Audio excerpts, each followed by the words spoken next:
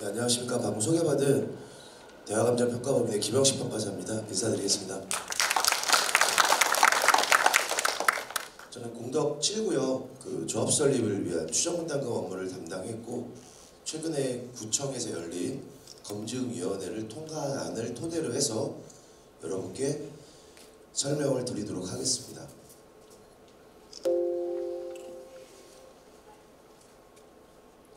전체 화면 좀 해주세요. 자, 우선 우리 위원장님께서도 말씀을 드렸지만 우리 어르신들도 많이 오셨는데, 그럼 이걸로 내가 분양 신청 받고 내 금액이 확정되는 거냐? 절대 아닙니다. 예, 절대 아니고요. 조합 설립을 위한 절차상으로 여러분에게 계략적으로 이렇다라는 설명을 드리기 위한 자료이니까 이것밖에 안 나왔어, 뭐 이렇게 하실 필요 없다. 반드시 변한다 라고 생각을 하시면 되고요. 자, 유의사항을 제가 먼저 말씀을 드리는 겁니다. 그래서 여태까지 우리 협의체에서 낸 비용도 거의 없습니다. 그죠? 아무것도 한 게 없어요. 그래서 가상의 통계를 토대로 서울시에서 아까 위원님께서 말씀하신 정보몽땅, 옛날에 클린업이라고 했습니다. 그것을 토대로 사업비와 그 다음에 여러분들의 종전자산, 그 다음에 일반 분양가 등을 추정해서 여러분들의 계략적 분담금을 산출했습니다. 그렇기 때문에 이것은 실제로 평가한 것이 아닙니다. 감정평가가 아니에요. 예. 감정평가가 제가 여러분 댁에 가본 적이 없습니다. 그죠? 그래서 우리 건물이 좀 낮게 나왔어요. 가본 적이 없습니다. 그죠? 그래서 건축물 대장상에 있는 구조와 용도 등을 토대로 해서 했기 때문에 그 집이 얼마나 잘 지어졌는지, 얼마나 노후화되는지 알 길이 없습니다. 그래서 그런 것들을 기본적으로 알고 계시면서 설명을 들으시면 될 것 같고요. 자, 중요한 것은 본 추정지는 향후 감정평가에 활용되지 않습니다. 여러분들의 실제 집값은, 지금 살고 계신 집값은 사업시행 인가가 나면 마포구청에서 조합에서 선정하는 것이 아닌 마포구청에서 두 군데를 선정해서 랜덤으로 선정한다고 그죠? 누가 될지 모릅니다. 그분들이 오셔서 여러분 댁을 수개월간 다니면서 평가를 진행합니다. 그렇기 때문에 지금 현재 이 추정치는 반영이 되지 않는다. 그렇다고 이게 엉망은 아니지만 이거에 구애받지 않는다라고 생각하시면 되겠습니다. 그 다음에 조합원 분담금은 조합 분양 시청 등을 따라서 관리처분 수립 단계에서 결정이 되는데, 적용되는 것도 아니고 이것은 변할 수 있다라고 되어 있는데 변할 수 있습니다가 아니라 변합니다. 예. 그래서 지금 시기에 여러분들에게 어떤 절차상 정보를 제공하는 것이다 라고 말씀을 드리고, 또 일각에서는 요거를 근거로 해서 부동산에서 매매를 하시는 경우도 있어요. 예. 저 집은 뭐 분담금이 얼마고, 나중에 책임지지 못할 수 있습니다. 그죠? 왜? 변동이 되기 때문에 그것을 믿고 투자하신 분은 낭패를 보실 수도 있고요. 여러 가지가 있기 때문에 이것은 그냥 단순한 추정치로서 이해해 주시기를 바라겠습니다. 자, 그리고 아까 부장님께 말씀하셨는데 저희가 명부를 작성하면서 공유자분들이 계신데 지분관계에 좀 표기에 실수가 있었습니다. 그 부분에 대해서 좀 사과 말씀을 드리고요. 이 설명회 끝나면 여러분들이 정보몽땅 좀 이따가 이제 발표를 하실 건데, 정보몽땅에 가시면 여러분들 다 조회하실 수가 있어요. 잘 모르시면 협의체 가서 보셔도 되고요. 아드님, 따님한테 여쭤보셔도 됩니다. 거기에는 제가 지분관계를 정확히 잘 반영해서 여러분들이 혼란이 없으시도록 하도록 하겠습니다. 그럼 지금부터 본격적인 설명에 들어가도록 하겠습니다. 자, 목차는 우리 정비계획과 건축계획이 있고요. 그 다음에 여러분들이 살고 계신 집, 현재 집을 종전자산이라고 합니다. 그 다음에 종후자산은 분양수입인데 여기에서는 여러분들이 받으시는 조합원 분양이 있고요. 여러분들 받고 남으신 일반 분양이 있고요. 그 다음에 재개발이기 때문에 필수적으로 건립하는 임대주택이 있습니다. 그리고 근린생활시설 상가가 있습니다. 자, 그리고 이러한 건물을 짓기 위해서 들어가는 비용을 우리는 정비사업비라고 합니다. 그래서 정비사업비가 얼마나 들 것인가, 이것은 추정을 했고요. 그 다음에 요 세 가지를 바탕으로 해서 사업성 분석, 여러분들 흔히 말하는 비례율 산정을 했고요. 그 비례율에 따라서 금액대별, 그 다음에 여러분 토지 등 소유자별 계략적 분담금, 내가 몇 평을 신청할 때 어느 정도 부담이 될 것이냐 라는 것에 대한 자료를 담고 있습니다. 자, 6번은 제가 여러분들이 자꾸 오해하셔서 앞에다 갖다 놨습니다. 그 잠깐 유의사항. 자, 그리고 정비계획인데 뭐 정비 여러분 다 잘 아시니까 이거는 이제 금방 넘어가겠습니다. 이렇게 해서 우리는 요 정비계획을 바탕으로 해서 건축개요가 짜졌고요. 그 건축개요를 바탕으로 해서 여러분들 계략적 추정분담금이 산정이 됐습니다. 자, 우리 구역이 단면도고요. 이렇게 요 노란색에다가 우리 아파트와 상가를 짓고 여기를 이제 청사와 소방서가 들어갑니다. 자, 우리 건축계획이 있는데 여러분들이 조합이 설립이 되면 설계사를 새로 뽑습니다. 그러면 여러분들이 원하는 설계가 이루어지고요. 이 설계는 정비계획을 위해서 아주 간략하게 짠 설계라고 보시면 돼요. 그렇기 때문에 이 설계가 바뀌면 분담금 내용이 어떻게 될까요? 변동됩니다. 그죠? 여러분들이 추후에 조합원들 총회를 통해서 여러분들의 어떤 요구와 여러분들의 그 여러 가지 바램을 발현시킬 수 있는 좋은 설계사가 나오면 이거보다 훨씬 더 좋은 설계가 나올 거라고 보고요. 그럼 뭐 세대수도 바뀔 수 있고 그 다음에 타입도 바뀔 수 있고 여러 가지 바뀔 수 있습니다. 그래서 요 설계가 바뀌게 되면 여러분 추정분담금도 반드시 바뀐다라는 말씀을 드리겠습니다. 지금 현재 건축개요에는 15 타입이라는 건 평형을 말씀드리는 겁니다. 15평형, 19평형, 23평형, 30평형, 34평형, 47평형이 있고요. 여기에는 요 세 가지에는 의무임대가 있습니다. 의무임대. 재개발에서는 약 15%를 의무임대를 짓게 돼 있습니다. 그래서 어쩔 수 없이 의무임대가 들어갑니다. 자, 근린생활시설이 있고요. 자, 종전자산 추정에 대해서 말씀을 드리도록 하겠습니다. 좀 어렵지만 여러 가지 시간 계산 좀 빨리 할 건데요. 빨리 말씀을 드리고 다음 발표자가 끝나고 나서 질의응답을 받겠습니다. 다만 여러분들이 개인적인 현재 통지받으신 집값이라던가 그런 거에 대해 질문을 하시면 여기 있는 분들이 다 질문을 하시니까 할 수가 없어요. 그래서 공통적인 질문에 대해서 답변을 해드리고 그런 개인적인 사항에서는 주민협의체를 통해서 말씀을 주시면 성실히 답변을 해드리도록 하겠습니다. 자, 제가 말씀드렸듯이 여러분 댁을 가본 적이 없기 때문에 원래는 여러분 살고 계신 종전자산은 보정률 방식이라고 해서 여러분들이 집에 있는 개별 공시지가 혹은 공동주택에 살고 계시면 공동주택 공시가격에다가 시가를 반영한 비율을 곱해서 산정을 하는데 우리 구역은 그렇게 넓지 않습니다. 그래서 약식 추정 방식이라고 해서 혹시 은행에서 대출을 받아보셨으면 약식 감정이란 말을 들어보신 적이 있을 거예요. 은행에서 대출할 때 우리 집 갖고 돈이 얼마나 대출될까요? 그럴 때 은행에서 감정평가 법인이 우선 물어봅니다. 얼마 정도 될까요? 그걸 약식 감정이라고 하는데 그것을 바탕으로 해서 약식 추정을 했습니다. 그렇기 때문에 정확하지 않습니다. 현장에 가면 많이 달라진다고 보고요.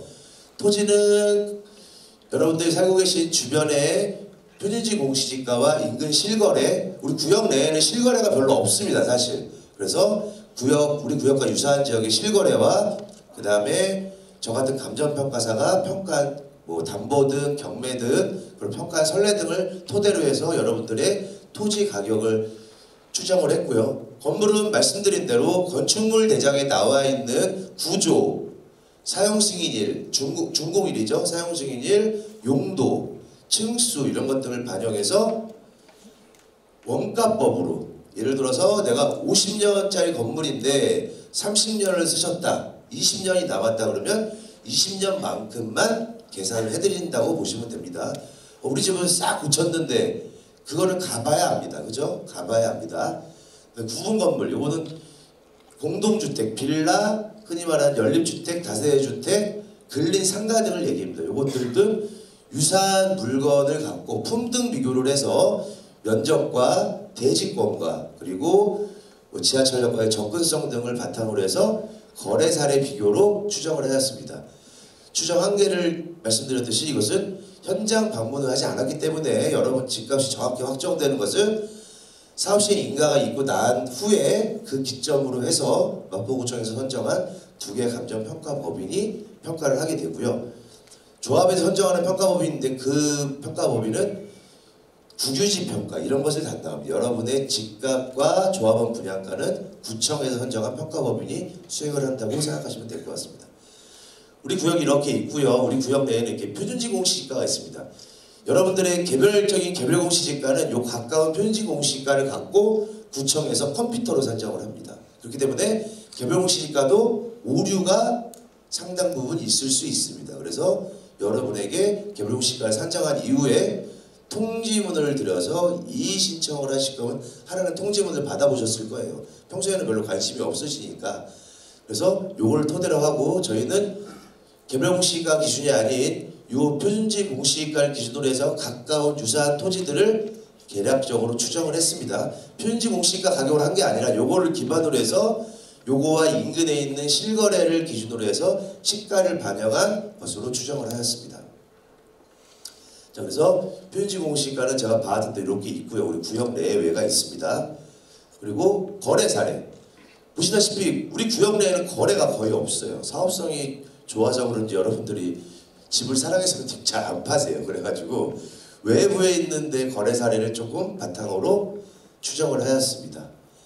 그래서 추정을 해서 봤더니 이런 거래 사례들과 개별 공시지가 격차율이 1점대 후반에서 2점대 초반 정도 되는구나. 이 지역이 그 정도로 보시면 될 것 같고요. 제가 말씀드렸던 토지 약식 추정 방식은 비교 사례를 갖고 해서 이렇게 만들었다 보시면 되고, 공시지가 기준으로 하지만 공시지가에다가 곱하기 시가 반영률을 곱했다 라고 생각하시면 됩니다. 자, 그래서 총 봤더니 363필지가 있는데 토지 건물로 등기된 경우를 말씀드리는 겁니다.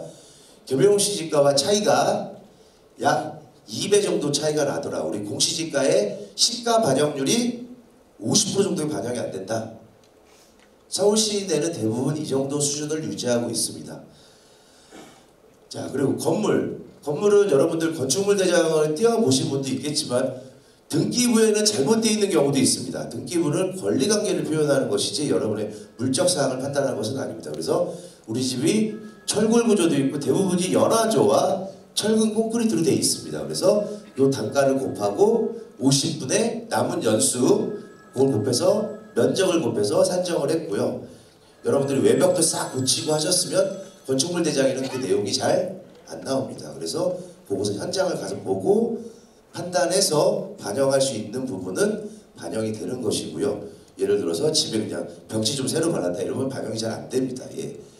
때문에 그곳은 현장을 가봐야 알 수 있다 라고 말씀을 드리겠습니다. 자, 그리고 다세대 주택이 있는데요. 다세대 주택의 거래 사례들입니다. 다세대 주택도 마찬가지로 토지 건물과 마찬가지로 거래 사례가 우리 구역에는 많지 않습니다. 그래서 외부에 있는 거래 사례와 평가 선례 등을 참고해서 약식 추정을 하였고요. 이것도 토지와 마찬가지로 공동주택 공시가격과 우리 인근에 있는 거래 사례의 배율을 나타냈습니다. 이것은 토지보다는 조금 높습니다. 공동주택 공시가격이 실거래가 반영률이 좀 낮습니다. 토지보다. 그래서 약 공동주택 공시가격보다 약 3배 정도 공동주택 공시가격은 그 정도라고 보시면 될 것 같습니다. 자, 종호자산입니다. 종호자산은 여러분들이 분양받으실 조합원 분양 아파트와 일반 분양 아파트입니다. 조합 분양 아파트는 추후에 평가를 해서 진행하기 때문에 저희가 분담금 산정 시에는 일반적으로 일반 분양가를 산정하고 그것의 일정 비율을 조합원 분양분으로 추정해서 하고 있습니다. 그래서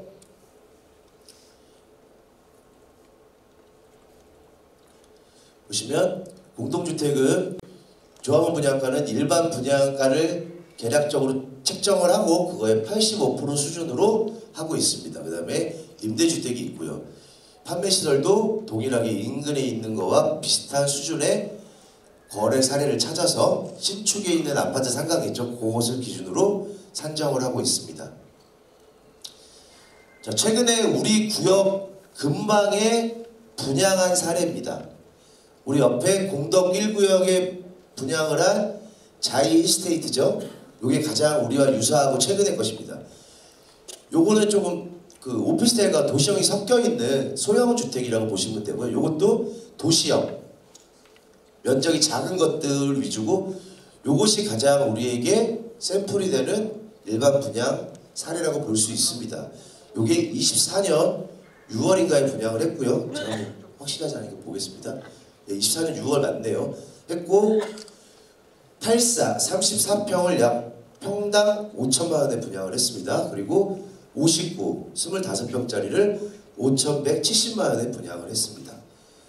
요게 가장 우리와 유사한 건데 이따가 말씀드리겠지만 지금 이게 얼마가 가냐 혹시 아세요? 이 분양권 얼마 하시는지? 이게 지금 7천은 무조건 넘습니다. 지금 분양권이. 지금 나온 거는 매물이 물론 100% 맞는 건 아니지만 16억 8,400에 분양했는데 분양권이 23억에도 거래가 되고 30억에 매물을 내놓기도 합니다. 최근에 가격이 많이 올랐습니다. 그죠? 대책이 나왔음에도 불구하고 마포 쪽 공덕동과 우리 구역 주변에 있는 아파트 값은 잘 떨어지지가 않습니다. 그래서 강남을 넘어서는 그런 느낌이기도 해서 저도 상당히 조금 당황스러운데, 이게 제가 이 작성한 것이 불과 2달이 채 안 됐는데 그 사이에 상당 부분 많이 올랐다. 그리고 그 상승 곡선 추세가 지금도 계속되고 있다라고 말씀을 드릴 수 있습니다. 그래서 일단은 우리는 일반 분양이다 보니까 요거의 상황을 갖고 요거와 유사한 금액으로 일반 분양가를 책정하였습니다. 자, 그러면 지금 시점에 우리가 일반 분양을 하면 이 비슷한 금액에 하면 뭐 난리가 나겠죠. 서로 살라고. 그렇기 때문에 추정의 한계다 말씀을 드리는 겁니다. 지금 일반 분양 우리가 준비 시작하면 이 금액에 분양을 하면 안 되겠죠. 이거보다 훨씬 높게 분양을 해야 됩니다. 그래도 와서 줄 서서 할 겁니다, 아마.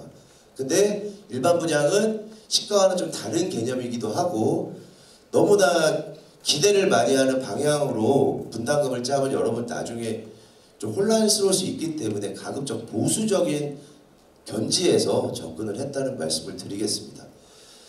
자, 그리고 요거는 우리 인근에 있는 아파트들입니다. 뭐 10년 된 것도 있고 한 3년 된 것도 있고, 그래서 가격대를 한 2달 전에 봤더니 뭐 세대수가 우리보다 좀 많은 것도 있고, 요런 거는 10년 됐죠. 그래도 평균 84는 5천이 넘고 25평은 6천이 넘습니다. 그리고 레미안 푸르지오 이런 거는 23년도 새 아파트죠. 새 아파트인데 세대수가 좀 많습니다.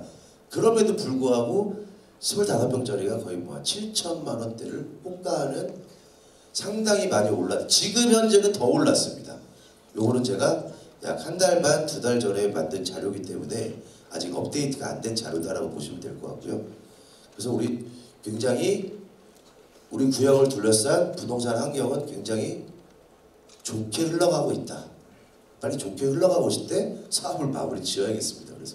그래서 이렇게 보셨고요. 그래서 검증위원회를 통해서 추정분담금에 산정한 일반 분양가는 34평형을 4,750으로 했습니다. 싸죠? 굉장히 싸게 했습니다. 이 금액은 지금 앞에서 보셨던 자료들을 봤을 때 뭐 거의 엄청나게 싸다. 실제로 우리가 지금 분양하는 거에 60%, 아니 70%도 안 된다.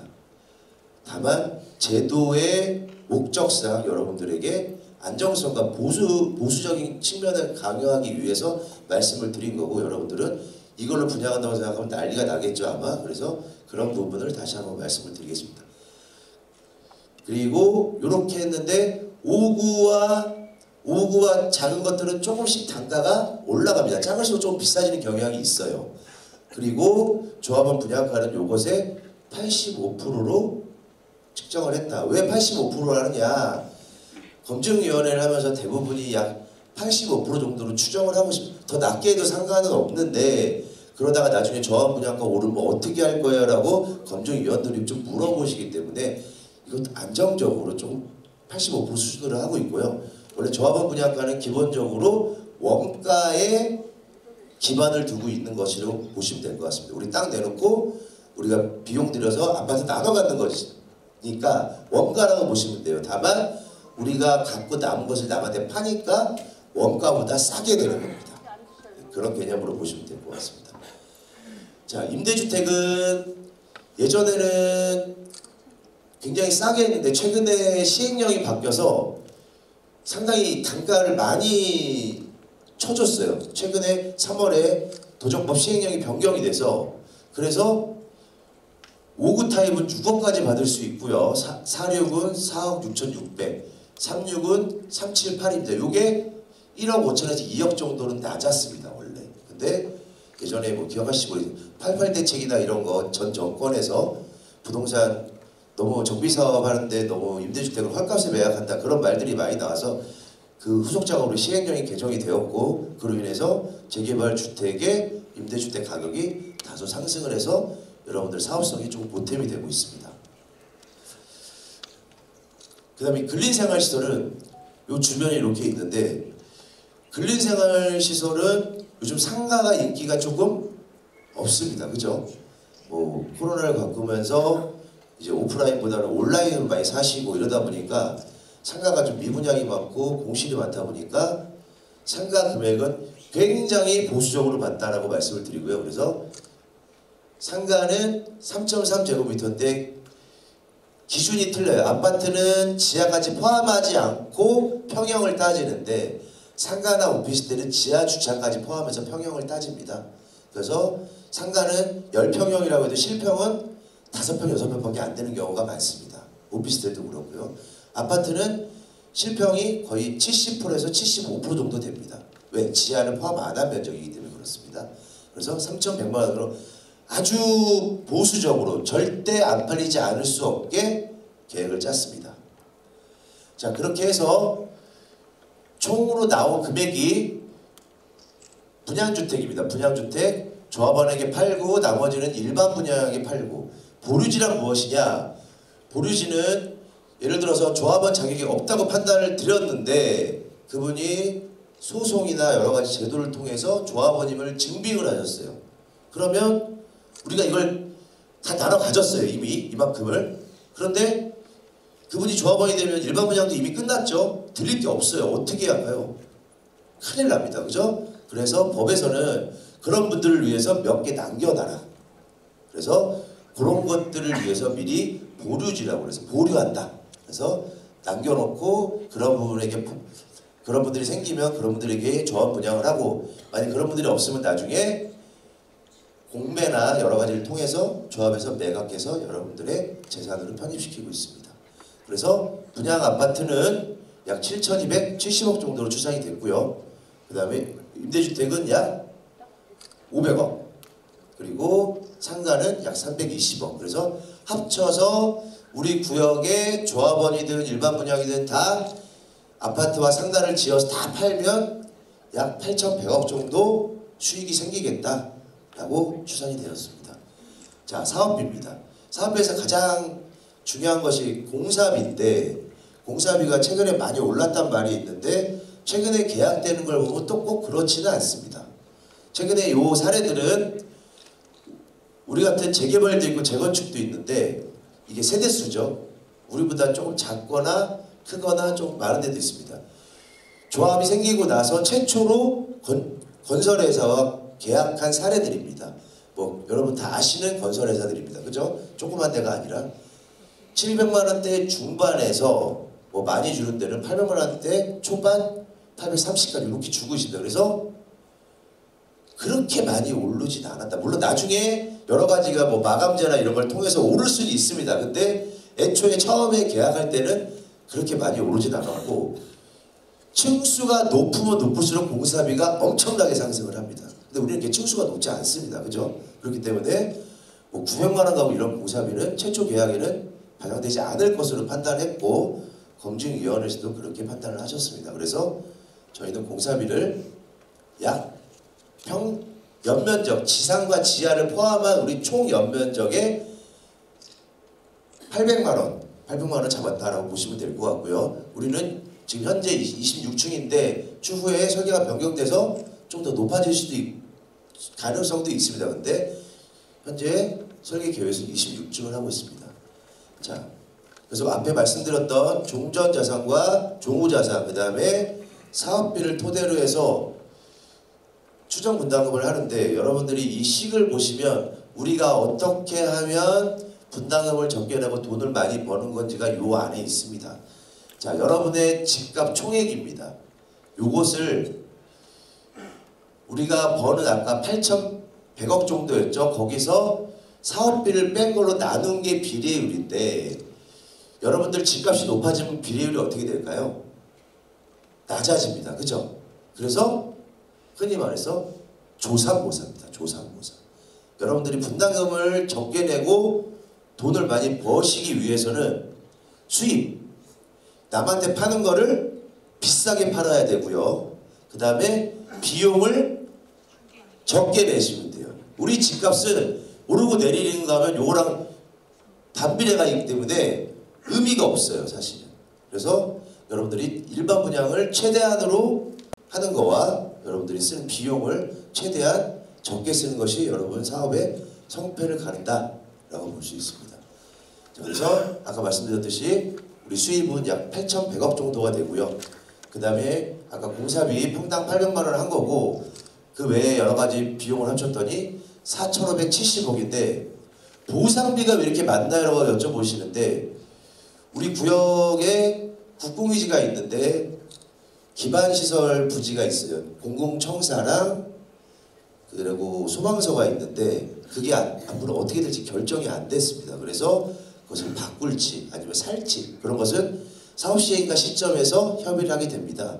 그래서 그 협의가 잘 되거나 혹은 관계법령에 의해서 구체화되면 이 비용을 좀 더 줄 수도 있습니다. 예. 그래서 지금은 현재 그것을 최대한 많이 반영을 했고, 그 다음에 부대 경비, 여기에는 여러분들이 그 사업하는데 여러분들 돈 내시지 않잖아요. 그죠? 돈 안 내기 때문에 돈은 다 빌려서 합니다. 사업비 이자가 있는데 정보몽땅에서는 예전에 여러분 정비계획 할 때랑은 굉장히 작게 잡혀 있어요. 그때는 아주 사업 초기 단계이기 때문에. 근데 지금은 우리 뭐 거의 초등학교 들어가는 그 정도 수준에 와 있습니다. 그렇기 때문에 어느 정도 검증위원회에서도 구체화시켜라 그래서 사업 비용을 좀 많이 올렸습니다. 그래서 이런 비용들이 좀 올라가서 4,570억이 됐고요. 여러분들의 집값을 총 합쳤을 때 약 3,350억이어서 아까 말씀드렸던 이거에서 얘를 빼서 얘로 나누면 약 105.16이라는 비례율이 산출이 됩니다. 그래서 여러분들 종전자산과 종후자산, 사업비를 추정하는 이유는 요거를 산출하기 위한 과정이라고 보시면 될 것 같습니다. 자, 그래서 민감도입니다. 민감도. 아니, 업무를 담당하는 평가사가 어떻게 모든 금액을 다 알 수 있나요? 자, 그렇기 때문에 공사비가 오를 수 있죠. 공사비 오를 수 있고 일반 분양가도 오를 가능성이 굉장히 높습니다. 근데 표에는 10%밖에 없지만 제가 봤을 때는 이거보다 한참 올라가야 된다고 보여져요. 그래서 우리가 지금 이 상황인데 최소한 이 분양가가 이 정도만 된다고 하고 공사비가 좀 올라서 여기까지 온다고 하더라도 상당히 사업성이 좋게 나올 수 있습니다. 네, 검증위원회를 통한 여러분들의 조합설립 위한 추정분담금은 보수적과 여러가지 여러분들의 그 추후에 이제 일어날 여러가지 일을 방지하기 위해서 최대한 보수적으로 하기 때문에 그렇다라고 보시면 되고요. 실질적인 제 사업이라고 생각했을 때는 저는 이거 이상이지 않을까, 여기서 더 올라가서 이렇게 가지 않을까라는 생각은 듭니다. 지금 현재 뭐 제가 신이 아니기 때문에 아파트 값이 어떻게 변할지, 공사비가 어떻게 변할지 알 수는 없지만 지금 일어나고 있는 여러 가지 일들을 보고 지금 환경에서 봤을 때는 이거보다 위에 있지 않을까라는 개인적인 생각은 하고 있습니다. 하지만 법 절차상 여러 가지 검증위원회를 통하고 여러분들에게 보수적인 관점에서 했을 때는 이번에 조합 설립을 위한 여러분 분담금 산정에서는 이렇게 결정이 된다라는 것을 말씀을 드리겠습니다. 근데 이게 현실을 다 반영한 것은 아니다 라고 뭐 집값은 요거는 저보다 우리 주민 소유자분들이 더 느끼실 거라고 저는 생각을 해요. 저보다는 전 집이 여기 아니기 때문에 더 느끼실 거라고 생각을 하고 공사비가 늘어나도 상당 부분 커버가 많이 되는 그런 사업 구조를 갖고 있다라고 말씀을 드리겠습니다. 자, 그리고 개별 추정인데 이것은 이제 우리 구역 내에 있는 가격대 형성인데요. 그래서 7억짜리 갖고 계시면 105%를 적용해서 7억 3,600인데 타입별로 이렇게 봤을 때 7억짜리면 뭐 24평짜리면 약 3억 3,300을 분담하고 이제 아파트를 분양하신다. 그 내용인데 요것은 아까 말씀드렸던 요거 기준입니다. 그죠? 근데 제가 현실적인 방향으로 봤을 때 요렇게 하면 분담금이 상당히 줄어들 것이다. 근데 여러 가지 정황상, 측면상 좀 보수적인 관점에서 여러분에게 설명을 드리고 있고 결정이 되었다라는 말씀을 드리겠습니다. 자, 이상으로 개략적인 추정 분담금액 설명을 드렸고요. 이따 질의사항은 다 끝난 후에 다시 한번 받도록 하겠습니다. 경청해 주셔서 감사합니다.